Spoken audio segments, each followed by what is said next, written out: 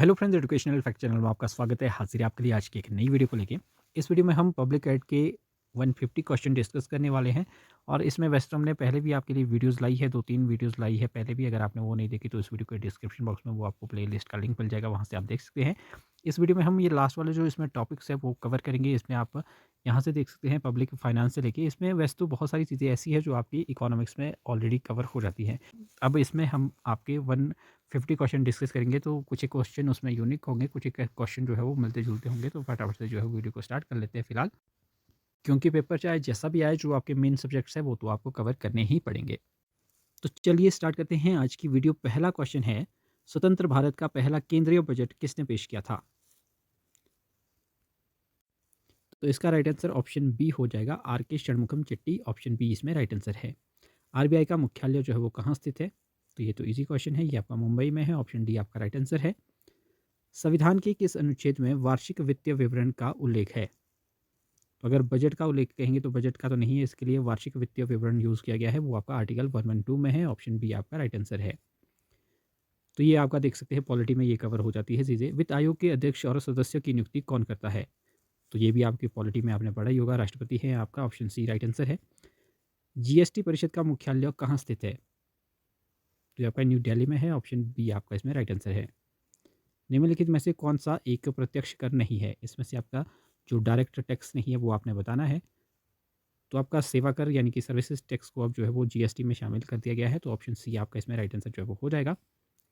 भारत में सिक्कों की ढलाई का अधिकार किसके पास है? तो ये तो हमने शायद पिछले कल भी डिस्कस किया था। तो ये आपका भारत सरकार या वित्त मंत्रालय के पास में है। ऑप्शन बी आपका राइट आंसर है। बैंक दर बहुत दर है, जिस पर ये क्वेश्चन हमने पहले भी बहुत बार डिस्कस किया है, लेकिन मैंने हटाया नहीं ताकि आपका रिवीजन भी हो सके। तो आरबीआई वाणिज्यिक बैंकों को जिस दीर्घकालिक दर पे जो है वो ऋण देता है, वो आपका बैंक रेट जो है वो कहलाता है। ऑप्शन बी आपका राइट आंसर है। नेक्स्ट क्वेश्चन है, वित्तीय आपातकाल किस अनुच्छेद के तहत लगता है या लगाया जाता है? तो ये इमरजेंसी सभी तीनों ही आपको आनी चाहिए। तो ऑप्शन सी आपका इसमें फिलहाल फाइनेंशियल इमरजेंसी आपकी 360 आर्टिकल के अंडर आती है। तो ऑप्शन सी आपका राइट आंसर है। कैग का कार्यकाल कितना होता है? तो कैग का कार्यकाल आपका 6 वर्ष या 65 वर्ष जो भी आपका पहले हो। ऑप्शन बी आपका राइट आंसर है। लोक लेखा समिति अपनी रिपोर्ट किसे सौंपती है? तो ये सौंपती है लोकसभा अध्यक्ष को। ऑप्शन सी आपका इसमें राइट आंसर है। किस समिति को प्राक्कलन समिति की जुड़वा बहन कहा जाता है? तो लोक लेखा समिति को ही जो है वो प्राक्कलन समिति की जुड़वा बहन कहा जाता है। ऑप्शन ए आपका राइट आंसर है। प्राक्कलन समिति में कुल सदस्य जो है वो कितने होते हैं? तो ये प्राक्कलन समिति में आपके 30 सदस्य होते हैं और सभी के सभी आपके लोकसभा के होते हैं। ऑप्शन सी आपका इसमें राइट आंसर है।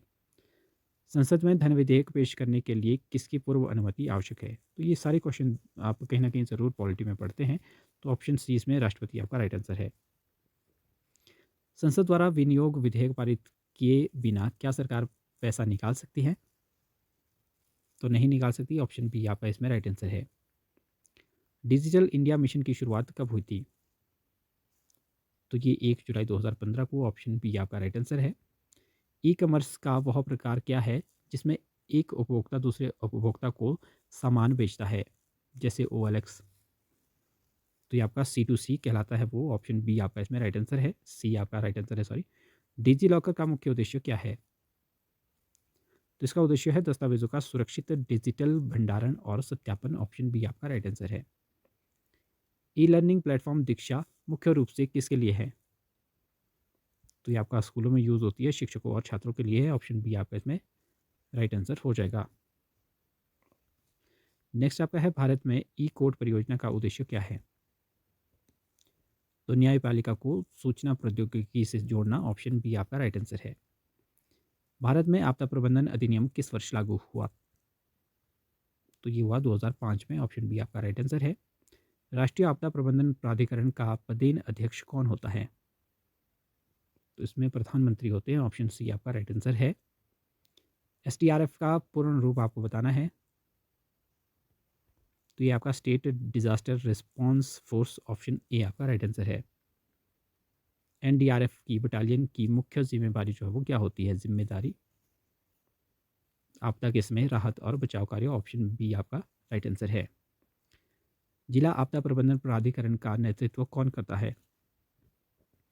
तो ये आपके DC और DM करते हैं। ऑप्शन बी आपका इसमें राइट आंसर है।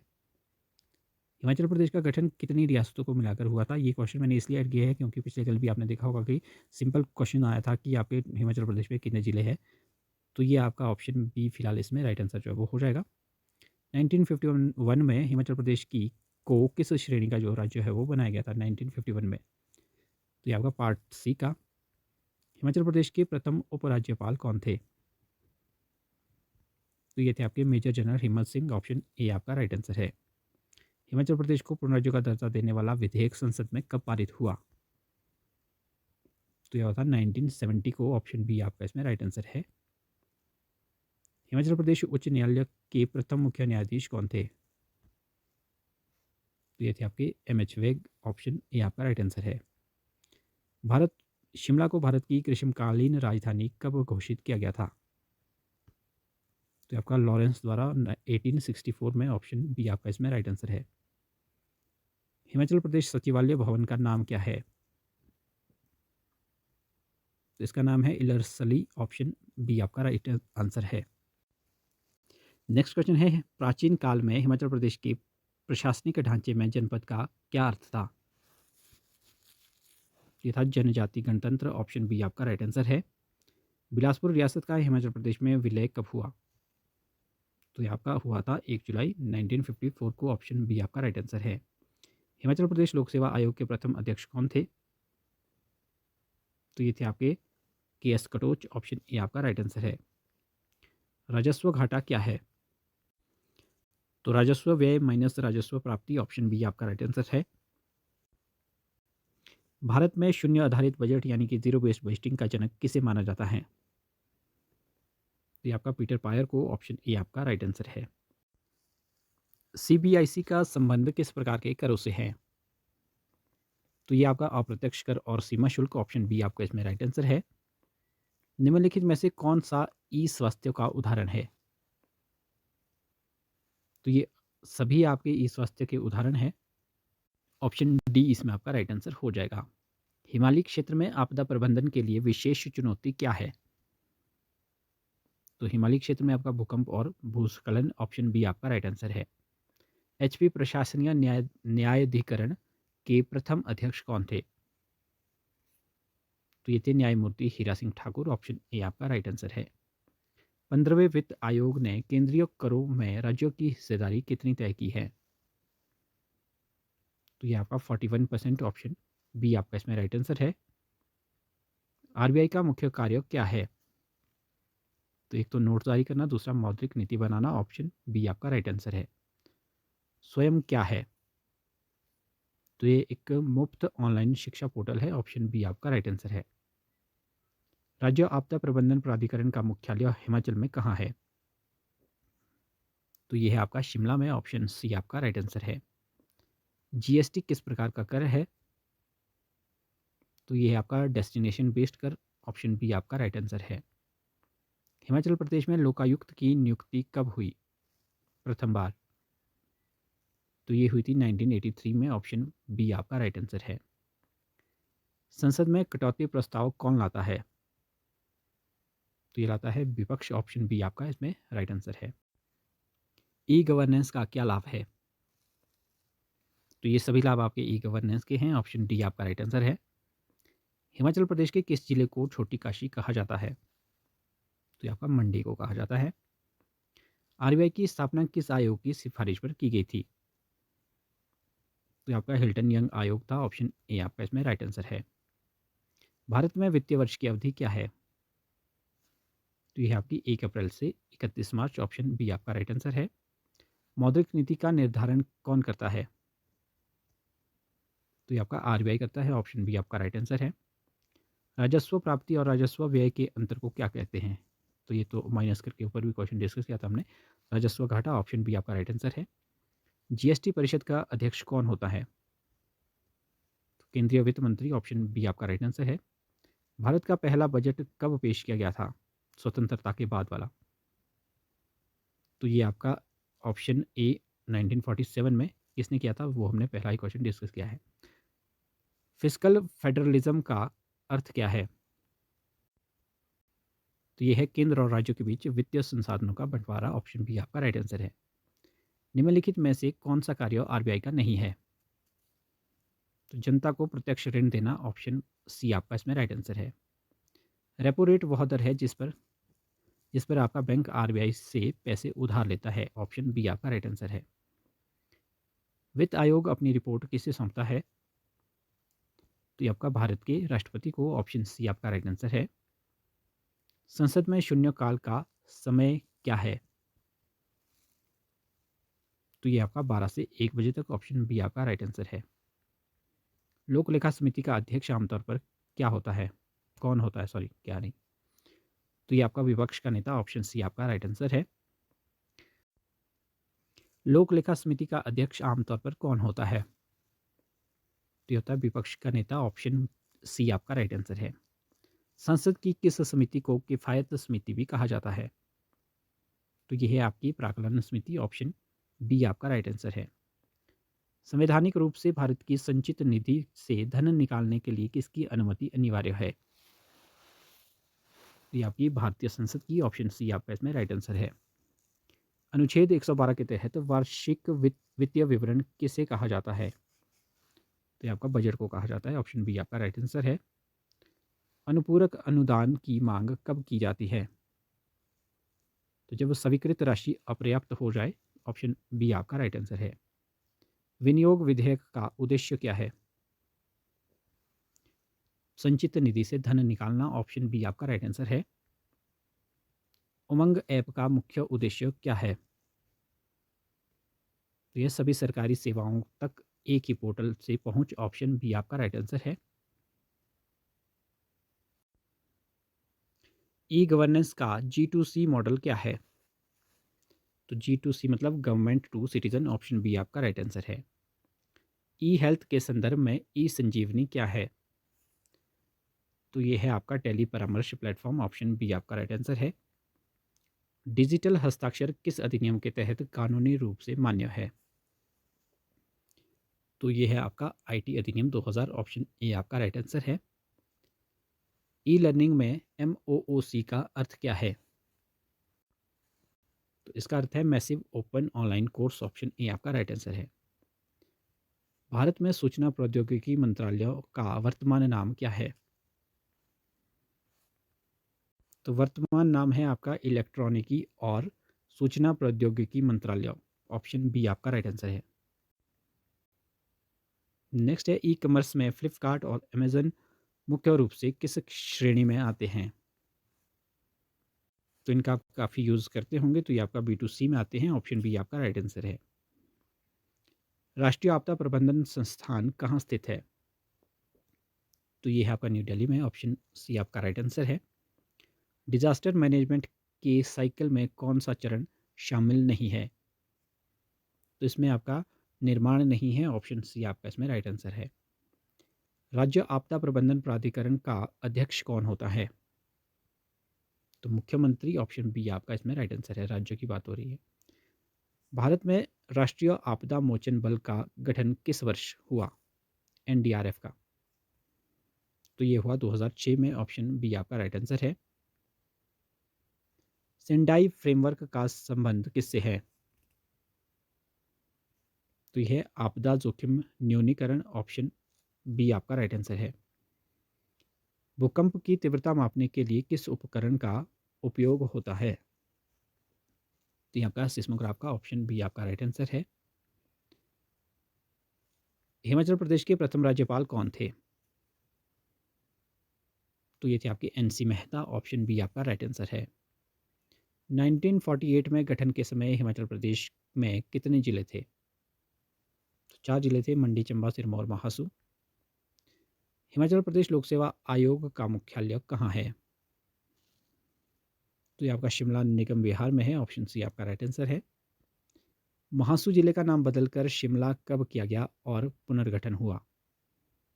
तो आपका 1972 में हुआ था, ऑप्शन सी आपका राइट आंसर है। हिमाचल के प्रथम मुख्य आयुक्त कौन थे? तो ये आपके NC मेहता, ऑप्शन बी आपका राइट आंसर है। हिमाचल प्रदेश को किस वर्ष गौ श्रेणी का राज्य बनाया गया? तो 1951 में। हिमाचल प्रदेश केंद्र शासित प्रदेश जो है वो कब बना? कब तक रहा, ये क्वेश्चन है।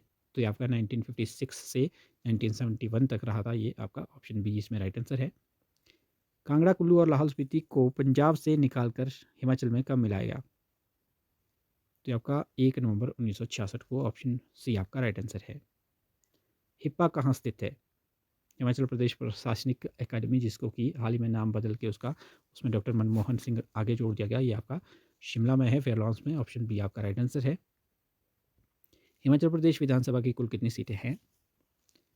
68 है। FRPM अधिनियम 2003 का संबंध किससे है? तो ये है आपका राजकोषीय उत्तरदायित्व और बजट प्रबंधन। ऑप्शन बी आपका राइट आंसर है। कैग की ऑडिट रिपोर्ट की जांच कौन सी संसदीय समिति करती है? तो ये करती है लोक लेखा समिति। ऑप्शन बी आपका इसमें राइट आंसर है। जीएसटी के तहत ई वे बिल कब आवश्यक होता है? तो ये होता है जब 50,000 से अधिक के माल के परिवहन के लिए। ऑप्शन बी आपका राइट आंसर है। एनडीआरएफ किस मंत्रालय के अंतर्गत कार्य करता है? तो ये करता है गृह मंत्रालय। हिमाचल प्रदेश लोकायुक्त का गठन किस वर्ष हुआ? तो 1983 में। ऑप्शन बी आपका राइट आंसर है। आरबीआई का लेखा वर्ष वर्तमान में क्या है? तो ये अप्रैल टू मार्च चलता है। ऑप्शन ए आपका राइट आंसर है। वित्त आयोग के सदस्यों की योग्यता का निर्धारण कौन करता है? तो ये कहता है संसद। ऑप्शन बी आपका राइट आंसर। ई हेल्थ योजना आयुष्मान भारत के तहत प्रति परिवार कितनी बीमा राशि दी जाती है? तो ये दी जाती है 5 लाख। ऑप्शन सी आपका राइट आंसर है। एचपी के वर्तमान मुख्यमंत्री किस निर्वाचन क्षेत्र से हैं? तो ये आपके नदौन से। ऑप्शन ए आपका राइट आंसर है। केंद्र और राज्यों के बीच करों के बंटवारे के लिए मुख्य रूप से कौन जिम्मेदार है? तो ये है वित्त आयोग। ऑप्शन सी राइट आंसर है। आरबीआई के वर्तमान गवर्नर कौन है? तो ये वर्तमान नहीं है। ऑप्शन बी इसमें आपका फिलहाल राइट आंसर है। वर्तमान कौन है वो आपने कमेंट करना है। भारत में प्रत्यक्ष कर संहिता का उद्देश्य क्या है? तो कर कानूनों को सरल बनाना। ऑप्शन बी आपका इसमें राइट आंसर है। हिमाचल में पंचायती राज अधिनियम कब पारित किया गया था? यहाँ पर 1994 में। ऑप्शन सी आपका राइट आंसर है। 73वें संविधान संशोधन के बाद। निम्नलिखित में से कौन सा ई लर्निंग का लाभ नहीं है? भौतिक उपस्थिति की आवश्यकता। ऑप्शन सी आपका राइट आंसर है। भारत में आपदा प्रबंधन के लिए नोडल मंत्रालय कौन सा है? तो यह है गृह मंत्रालय। ऑप्शन सी आपका राइट आंसर है। कंटीजेंसी फंड का उपयोग किसके द्वारा किया जाता है? राष्ट्रपति द्वारा। ऑप्शन बी आपका राइट आंसर है। GSTIN में कुल कितने अंक होते हैं आइडेंटिफिकेशन नंबर में? तो ये आपका 15 डिजिट का होता है। ऑप्शन सी इसमें आपका राइट आंसर जो है वो हो जाएगा। CBIC का पूर्ण रूप क्या है? Central bureau of indirect taxes and customs. Option A आपका राइट आंसर है। OMO का संबंध किससे है? तो यह मौद्रिक नीति से। ऑप्शन बी आपका राइट आंसर है। हिमाचल प्रदेश में हाई कोर्ट की स्थापना कब हुई? 1971 में। आपदा के बाद पुनर्वास का मुख्य उद्देश्य क्या है? सामान्य जीवन और आजीविका की बहाली। ऑप्शन बी आपका राइट आंसर है। संसद की विशेषाधिकार समिति में कितने सदस्य होते हैं लोकसभा के? तो ये आपके 15। ऑप्शन बी आपका राइट आंसर है। हिमाचल में लोक सेवा गारंटी अधिनियम किस वर्ष लागू किया गया था? तो 2011 में। ऑप्शन ए आपका राइट आंसर। निधि आपके निकट किस संगठन की ई गवर्नेंस पहल है? तो ये है आपकी EPFO की। ऑप्शन बी आपका राइट आंसर है। भारत का पब्लिक डेट किसके द्वारा प्रबंधित किया जाता है? तो ये किया जाता है आपका RBI द्वारा। ऑप्शन बी आपका राइट आंसर है। SDRF में केंद्र और राज्यों का हिस्सा क्या होता है? तो ये आपका 75 और 25 का होता है। ऑप्शन बी आपका राइट आंसर है। और पहाड़ी राज्य जैसे हिमाचल है तो उसमें आपका 90-10 का होता है। HP विधानसभा का भवन काउंसिल चैम्बर शिमला के किस स्थान पर है? तो ये आपका चौड़ा मैदान। ऑप्शन ए आपका राइट आंसर है। भारत में शून्य आधारित बजट पहली बार कब पेश किया गया था? 1987 में। ऑप्शन बी आपका राइट आंसर है। इनमें से कौन सा राजकोषीय नीति का अपकरण नहीं है? तो ये आपका CRR ऑप्शन सी आपका इसमें राइट आंसर है। तो ये 100 क्वेश्चन थे जो हमने डिस्कस किए, 100 नहीं सॉरी 150 क्वेश्चन थे। तो इसमें कुछ एक तो ऐसे थे जो ईज़ी थे, कुछ एक ऐसे भी थे जो आपके थोड़े से रिपीटेड थे जो हमने पहले क्लासेस में डिस्कस किए हैं। लेकिन लगभग 100 प्लस क्वेश्चन ऐसे भी थे जो आपके हमने पहले भी डिस्कस नहीं किए थे और काफ़ी इंपॉर्टेंट क्वेश्चन है ये, आपके ज़रूर हेल्प करेंगे। तो फिलहाल अभी के लिए इतना ही, मिलते हैं अगली वीडियो के साथ, तब तक के लिए बाय बाय।